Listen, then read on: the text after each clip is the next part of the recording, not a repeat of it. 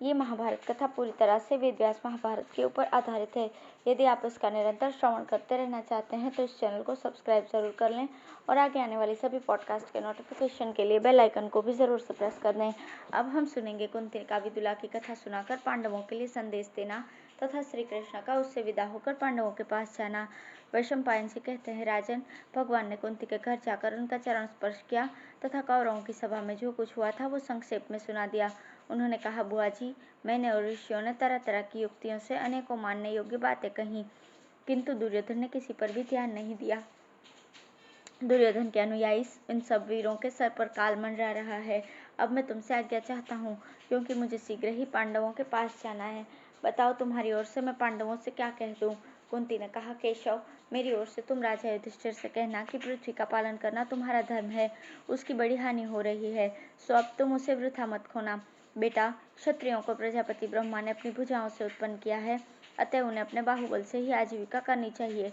पूर्व काल में कुबेर ने राजा मुचुकुंद को सारी पृथ्वी दे दी थी, परंतु मुचुकुंद ने इसे स्वीकार नहीं किया। जब उसने अपने बाहुबल से इसे प्राप्त किया, तभी क्षात्र धर्म का आश्रय लेकर उसने उसका यथावत शासन भी किया। राजा से सुरक्षित रहकर जो प्रजा कुछ धर्म करती है, उसका चतुर्थांश राजा को मिलता है। यदि राजा धर्म का आचरण करता है तो देवलोक को प्राप्त करता है, और अधर्म करता है तो नरक में पड़ता है।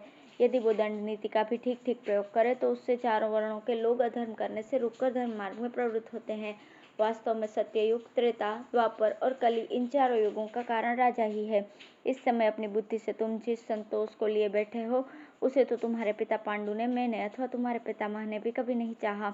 मैं सर्वदा तुम्हारे यज्ञ, दान, तप, शौर्य, प्रज्ञा, संतानोत्पत्ति, महत्ता, बल और ओज की ही कामना करती हूँ। धर्मात्मा पुरुष को चाहिए कि वो राज्य प्राप्त करके किसी को दान से, किसी को बल से, किसी को मिष्ट भाषण से अपने अधीन करे। ब्राह्मण भिक्षावृत्ति से रहे, क्षत्रिय प्रजा पालन करे, वैश्य धन संग्रह करे और शूद्र इन सबकी सेवा करे। तुम्हारे लिए भिक्षावृत्ति निषिद्ध है और कृषि करना भी उचित नहीं है। तुम क्षत्रिय हो, प्रजा को भय से बचाने वाले हो। बाहुबल ही तुम्हारी आजीविका का साधन है। महाबाहो, तुम्हारे जैसे पैतृक अंश को शत्रुओं ने हड़प लिया है। तुम्हें साम, दाम, दंड, भेद या नीति आदि किसी भी उपाय से उसका उद्धार करना चाहिए। इससे बढ़कर दुख की और बात क्या होगी कि तुम सपुत्र पाकर भी मैं दूसरों के टुकड़ों पर दृष्टि लगाए रहती हूँ। अतः क्षात्र धर्म के अनुसार तुम युद्ध करो। कृष्ण, इस प्रसंग में मैं तुम्हें एक प्राचीन इतिहास सुनाती हूँ। उसमें विदुला और उसके पुत्र का संवाद है। विदुला क्षत्रियाणी थी। वो बड़ी यशस्विनी, तेज स्वभाव वाली, कुलीना, संयमशिला और दीर्घदर्शिनी थी। राजसभाओं में उसकी अच्छी ख्याति थी और शास्त्र का भी उसे अच्छा ज्ञान था। एक बार उसका औरस पुत्र सिंधुराज से परास्त होकर बड़ी दीन दशा में पड़ा हुआ था। उस समय उसने फटकारते हुए कहा, अरे अप्रियदर्शी, तू मेरा पुत्र नहीं है और न तूने अपने पिता के वीर्य से ही जन्म लिया है। तू तो शत्रुओं को आनंद बढ़ाने वाला है। तुझमें जरा भी आत्माभिमान नहीं है, इसलिए क्षत्रियों में तो तू गिना ही नहीं जा सकता। तेरे अवयव और बुद्धि आदि भी नपुंसकों के से हैं। अरे प्राण रहते तू निराश हो गया। यदि तू कल्याण चाहता है तो युद्ध का भार उठा। तू अपने आत्मा का निरादर न कर और अपने मन को स्वस्थ करके भय को त्याग दे। कायर खड़ा हो जा, हार खाकर पड़ा मत रह। इस प्रकार तो तू अपना मान खोकर शत्रुओं को आनंदित कर रहा है। इससे तेरे सुहृदों का तो शोक ही बढ़ रहा है। देख, प्राण जाने की नौबत आ जाए तो भी पराक्रम नहीं छोड़ना चाहिए। जैसे बाज निशंक होकर आकाश में उड़ता रहता है, वैसे ही तू रणभूमि में निर्भय तरह से विचर। इस समय तो तू इस प्रकार पड़ा है जैसे कोई बिजली का मारा हुआ मुर्दा हो। बस तू खड़ा हो जा, शत्रुओं से हार खाकर पड़ा मत रह। तू साम, दाम और भेद रूप मध्यम, अधम और नीच उपायों का आश्रम मत ले। दंड ही सर्वश्रेष्ठ है, उसी का आश्रय लेकर शत्रुओं के सामने डटकर गर्जना कर। वीर पुरुष रणभूमि में जाकर उच्च कोटि का मानव उचित पराक्रम दिखाकर अपने धर्म से उरुण होता है। वो अपनी निंदा नहीं करता। विद्वान पुरुष फल मिले या न मिले इसके लिए चिंता नहीं करता। वो तो निरंतर पुरुषार्थ साध्य कर्म करता रहता है। उसे अपने लिए धन की भी इच्छा नहीं होती। तो या तो अपना पुरुषार्थ बढ़ाकर जय लाभ कर, नहीं तो वीर गति को प्राप्त हो जा। इस प्रकार धर्म को पीठ दिखाकर किस लिए जी रहा है? अरे नपुंसक, इस तरह तो तेरे इष्ट पुत्र आदि कर्म और श्रेयस सभी मिट्टी में मिल गए हैं तथा तेरे भोग का साधन जो राज्य था वो भी नष्ट हो गया है। फिर तो किस लिए जी रहा है? दान, तप, सत्य, विद्या और धन संग्रह का प्रसंग चलने पर जिस पुरुष का श्रेयस नहीं गाया जाता, वो तो अपनी माता की विष्ठा ही है। सच्चा मर्द तो वही है जो अपनी विद्या, तप, ऐश्वर्य और पराक्रम से दूसरे लोगों को दंग कर देता है। तुझे भिक्षावृत्ति की ओर नहीं ताकना चाहिए, वो तो अकीर्तिकारिणी, दुखदायिनी और कायरों की काम की है। अरे संजय, मालूम होता है पुत्र रूप से मैंने कलयुग को ही जन्म दिया है। तुझ में जरा भी स्वाभिमान, उत्साह या पुरुषार्थ नहीं है। तुझे देखकर शत्रुओं को ही सुख होता है। कोई भी कामिनी ऐसे कुपुत्र को उत्पन्न न करे। जो अपने हृदय को लोहे के समान करके राज्य और धन आदि की खोज करता है और शत्रुओं के सामने डटा रहता है, वही पुरुष है। जो स्त्रियों की तरह किसी प्रकार अपना पेट पाल लेता है, वो पुरुष कहना व्यर्थ है। यदि शूरवीर, तेजस्वी, बलि और सिंह के समान पराक्रम करने वाला राजा वीर गति पा जाता है, तो भी उसके राज्य में प्रजा को प्रसन्नता ही होती है। जिस प्रकार सभी प्राणियों की जीविका मेघ के अधीन है, उसी प्रकार ब्राह्मण लोग तथा तेरे सुयोधों की जीविका तुझ पर ही निर्भर होनी चाहिए। जा, किसी पर्वतीय किले में जाकर रह और शत्रु के ऊपर आपातकाल आने की प्रतीक्षा कर। वो अजर अमर तो है ही नहीं। बेटा, तेरा नाम तो संजय है, किंतु मुझे तुझ में ऐसा कोई गुण नहीं दिखाई देता। तू संग्राम में जय प्राप्त करके अपने नाम को सार्थक कर। जब तू बालक था, उस समय एक भूत भविष्य को जानने वाले बुद्धिमान ब्राह्मण ने तुझे देखकर कहा था कि ये एक बार बड़ी भारी विपत्ति में पड़कर फिर उन्नति करेगा। उस बात को याद करके मुझे तेरी विजय की पूरी आशा है। इसी से मैं तुझसे कह रही हूँ और फिर भी बराबर कहती रहूंगी। संबर मुनि का कथन है कि जहाँ आज भोजन नहीं है, न कल के लिए ही कोई प्रबंध है, ऐसी चिंता रहती है, उससे बढ़कर कोई और बुरी दशा नहीं हो सकती। जब तू देखेगा कि आजीविका न रहने से तेरे कामकाज करने वाले दास, सेवक, आचार्य, ऋत्विज और पुरोहित तुझे छोड़कर चले गए हैं, तो तेरा यह जीवन किस काम का होगा। पहले मैंने या मेरे पति ने कभी किसी ब्राह्मण से नहीं कहा।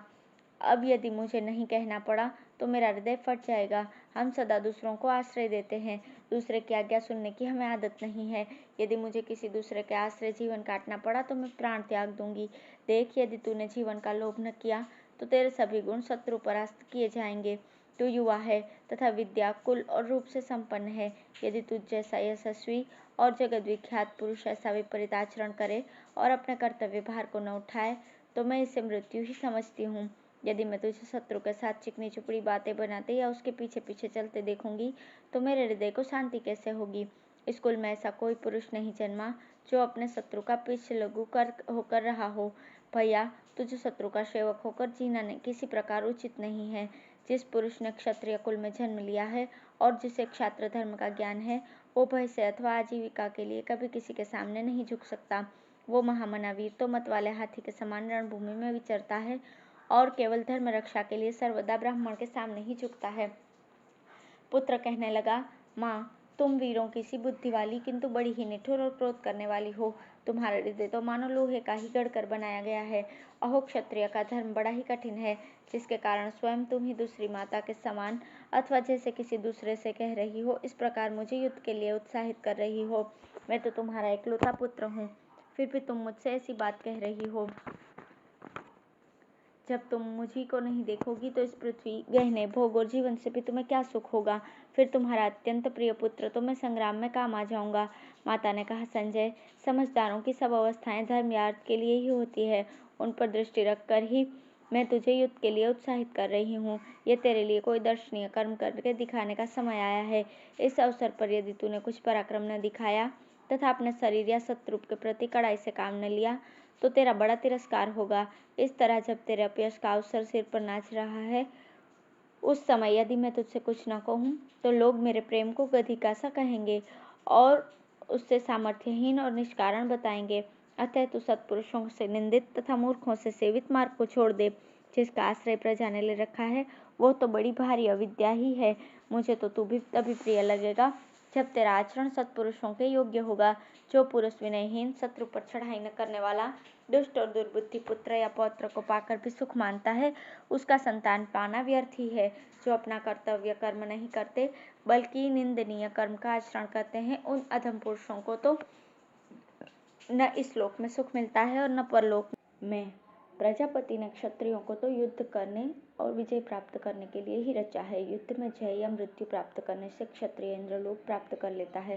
शत्रुओं को वश में करके क्षत्रिय जिस सुख का अनुभव करता है, वो तो इंद्र भवन या स्वर्ग में भी नहीं है।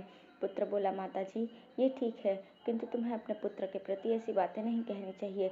उस पर जड़ और मुखवत होकर तुम्हें दया दृष्टि ही रखनी चाहिए। माता ने कहा, बेटा, जिस प्रकार तू मुझे मेरा कर्तव्य बता रहा है, उसी प्रकार मैं तुझे तेरा कर्तव्य सुझा रही हूँ। जब तू सिंध देश के सब योद्धाओं का संहार कर डालेगा, तभी मैं तेरी प्रशंसा करूंगी। मैं तो तेरी कठिनता से प्राप्त होने वाली विजय ही देखना चाहती हूँ। पुत्र ने कहा, माताजी, मेरे पास न तो खजाना है और न कोई सहायक है, फिर मेरी जय कैसे होगी। इस विकट परिस्थिति का विचार करके मैं तो स्वयं ही राज्य की आशा छोड़ बैठा हूँ, ठीक वैसे ही जैसे पापी पुरुष स्वर्ग प्राप्ति की आशा नहीं रखता। यदि इस स्थिति में भी तुम्हें कोई उपाय दिखाई देता हो तो मुझे बताओ, मैं जैसा तुम कहोगी वैसा ही करूँगा। माता बोली, बेटा, यदि आरंभ से ही अपने पास वैभव न हो तो इसके लिए अपना तिरस्कार न करें। ये धन संपत्ति पहले न होकर पीछे हो जाती है तथा होकर नष्ट हो जाते हैं। अतः दावश किसी भी प्रकार अर्थ संग्रह की नादानी नहीं करनी चाहिए। उसके लिए तो बुद्धिमान पुरुष को धर्मानुसार ही प्रयत्न करना चाहिए। कर्मों के फल के साथ तो सदा ही अनित्यता लगी हुई है, कभी उनका फल मिलता है और कभी नहीं मिलता। तो भी मतिमान पुरुष कभी कर्म किया ही करते हैं। जो कर्म नहीं करते उन्हें तो कभी फल ही नहीं मिल सकता। अतः प्रत्येक मनुष्य को ये निश्चय रखकर कि मेरा अभिष्ट कर्म सिद्ध होगा ही, उसे करने के लिए खड़ा हो जाना चाहिए, सावधान रहना चाहिए और ऐश्वर्य प्राप्ति के कामों में जुटे रहना चाहिए।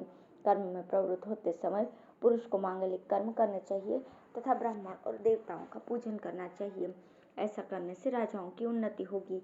जो लोग लोभी, शत्रु के द्वारा दलित और अपमानित तथा उससे दाह करने वाले हैं, उन्हें तो अपने पक्ष में कर ले। ऐसा करने से तू अपने बहुत से शत्रुओं का नाश कर सकेगा। उन्हें पहले से ही वेतन दे, रोज सवेरे उठ और सबके साथ प्रिय भाषण कर। ऐसा करने से वे अवश्य तेरा प्रिय करेंगे। जब शत्रु को ये मालूम हो जाता है कि मेरा प्रतिपक्षी प्राणपण से युद्ध करेगा, तो उसका उत्साह ढीला पड़ जाता है। कैसी भी आपत्ति आने पर राजा को घबराना नहीं चाहिए। यदि घबराहट हो भी तो भी घबराए हुए के समान आचरण नहीं करना चाहिए।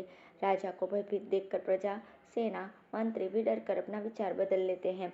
उनमें से कोई तो शत्रुओं से मिल जाते हैं, कोई छोड़कर चले जाते हैं और कोई जिनका पहले अपमान किया होता है, राज्य छीनने को तैयार हो जाते हैं। उस समय केवल वे ही लोग साथ देते हैं जो उसके गहरे मित्र होते हैं, किंतु हितैषी होने पर भी शक्तिहीन होने के कारण वे कुछ नहीं कर पाते। मैं तेरे पुरुषार्थ और बुद्धिबल को ही जानना चाहती थी। इसी से तेरा उत्साह बढ़ाने के लिए तुझसे आश्वासन की बातें कही हैं। यदि तुझे ऐसा मालूम होता है कि मैं ठीक कह रही हूँ, तो विजय प्राप्त करने के लिए कमर कसकर खड़ा हो जा। हमारे पास अभी बड़ी भारी खजाना है, उसे मैं जानती हूँ और किसी को उसका पता नहीं है। वो मैं तुझे सौंपती हूँ। संजय, अभी तो तेरे सैकड़ों सुहृद हैं, वे सभी सुख दुख को सहन करने वाले और संग्राम में पीठ न दिखाने वाले हैं। राजा संजय छोटे मन का आदमी था, किंतु माता के ऐसे वचन सुनकर उसका मोह नष्ट हो गया। उसने कहा, मेरा ये राज्य शत्रु रूप जल में डूब गया, अब मुझे इसका उद्धार करना है, नहीं तो मैं रणभूमि में प्राण दे दूंगा। मुझे भावी वैभव का दर्शन कराने वाली तुम जैसी पथ प्रियदर्शिका माता मिली है, फिर मुझे क्या चिंता है। मैं बराबर तुम्हारी बातें सुनना चाहता था, इसी से बीच बीच में कुछ कहकर फिर मौन हो जाता था। तुम्हारे अमृत के समान वचन बड़ी कठिनता से सुनने को मिले थे, उनसे मुझे तृप्ति नहीं होती थी। अब मैं शत्रुओं का दमन करने और जय प्राप्त करने के लिए अपने बंधुओं के सहित चढ़ाई करता हूँ। कुंती कहती है, श्री कृष्ण, माता के वाग्बाणों से बींधकर चाबुक खाए हुए घोड़े के समान उसने माता के आज्ञा अनुसार सब काम किए। यह आख्यान बड़ा उत्साहवर्धक और तेज की वृद्धि करने वाला है। जब कोई राजा शत्रु से पीड़ित होकर कष्ट पा रहा हो, उस समय मंत्री उसे यह प्रसंग सुनावे। इस इतिहास को सुनने से गर्भवती स्त्री निश्चय ही वीरपुत्र उत्पन्न करती है। यदि क्षत्रियाणी इसे सुनती है तो उसकी कोख से विद्यासुर, तपसुर, दानसुर, तेजस्वी, बलवान, धैर्यवान, अजय, विजयी, दुष्टों का दमन करने वाला, साधुओं का रक्षक, धर्मात्मा और सच्चा सूरवीर पुत्र उत्पन्न होता है। केशव, तुम अर्जुन से कहना कि तेरा जन्म होने के समय मुझे ये आकाशवाणी हुई थी कि कुंती, तेरा यह पुत्र इंद्र के समान होगा। ये भीम के साथ रहकर युद्ध स्थल में आए हुए सभी कौरवों को जीत लेगा और अपने शत्रुओं को व्याकुल कर देगा। यह सारी पृथ्वी को अपने अधीन कर लेगा और इसका यश स्वर्गलोक तक फैल जाएगा। श्री कृष्ण की सहायता से ये सारे कौरवों का संग्राम में मारकर अपने खोए हुए पैतृक अंश को प्राप्त करेगा और फिर अपने भाइयों के सहित 3 अश्वमेध यज्ञ करेगा। कृष्ण, मेरी भी ऐसी इच्छा है कि आकाशवाणी ने जैसा कहा था वैसा ही हो, और यदि धर्म सत्य है तो ऐसा ही होगा भी। तुम अर्जुन और भीम से कहना कि क्षत्राणियां जिस काम के लिए पुत्र उत्पन्न करती है, उसे करने का समय आ गया है। द्रौपदी से कहना कि बेटी, तू अच्छे कुल में उत्पन्न हुई है, तूने मेरे सभी पुत्रों के साथ धर्मानुसार बर्ताव किया है, ये तेरे योग्य ही है। तथा नकुल और सहदेव से कहना कि तुम अपने प्राणों की बाजी लगाकर पराक्रम से प्राप्त हुए भोगों को भोगने की इच्छा करो। कृष्ण, मुझे राज्य जाने, जुए में हारने या पुत्रों के वनवासी होने का कोई दुख नहीं है, किंतु मेरी युवती पुत्र वधु ने सभा में रुदन करते हुए जो दुर्योधन के कुवचन सुने थे, वे ही मुझे बड़ा दुख दे रहे हैं। वे भीम और अर्जुन के लिए तो बड़े ही अपमानजनक थे। तुम उन्हें उनकी याद दिला देना। फिर द्रौपदी, पांडव और उनके पुत्रों से मेरी ओर से कुशल पूछना और उन्हें बार बार मेरी कुशल सुना देना। अब तुम जाओ, मेरे पुत्रों की रक्षा करते रहना, तुम्हारा मार्ग निर्विघ्न हो। वैशंपायन जी कहते हैं, तब भगवान कृष्ण ने कुंती को प्रणाम किया और उसकी प्रदक्षिणा करके बाहर आए। वहां आकर उन्होंने भीष्म आदि प्रधान कौरवों को विदा किया तथा कर्ण को रथ में बैठाकर सात्यकी के साथ चल दिए। भगवान के जाने पर कौरव लोग आपस में मिलकर उनके विषय में अनेकों अद्भुत और आश्चर्यजनक बातें कहने लगे। नगर से बाहर आकर श्री कृष्ण ने कर्ण के साथ कुछ गुप्त बातें की और फिर उसे विदा करके घोड़े हाँक दिए। वे इतनी तेजी से चले कि उस लंबे मार्ग को बात की बात में तय करके उपलव्य में पहुंच गए। धन्यवाद।